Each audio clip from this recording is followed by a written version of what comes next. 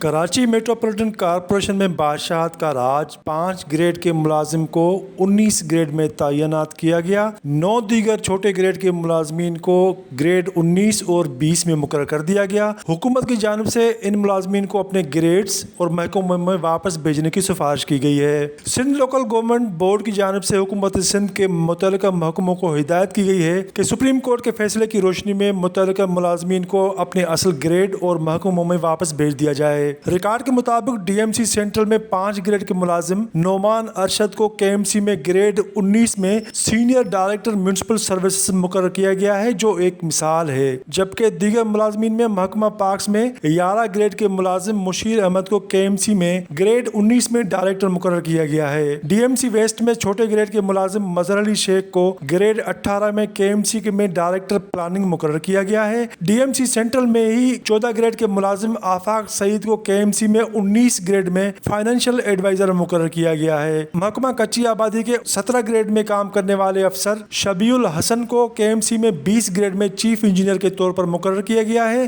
Engineering branch کے ملازم شکیب احمد کو کے ایم سی میں 19 گریڈ کا ڈائریکٹر انوائرمنٹ مقرر کیا گیا ہے۔ اسی طرح گریڈ 17 کے 3 افسران عزیز احمد، انیس قائم خانی، نجیب احمد کو گریڈ 20 اور 19 میں مقرر کیا گیا ہے۔ سندھ لوکل گورنمنٹ بورڈ نے حکومت سندھ کو تحریری طور پر کہا ہے کہ ان افسران کو اپنے اصل محکموں اور گریڈز میں واپس بھیج دیا جائے۔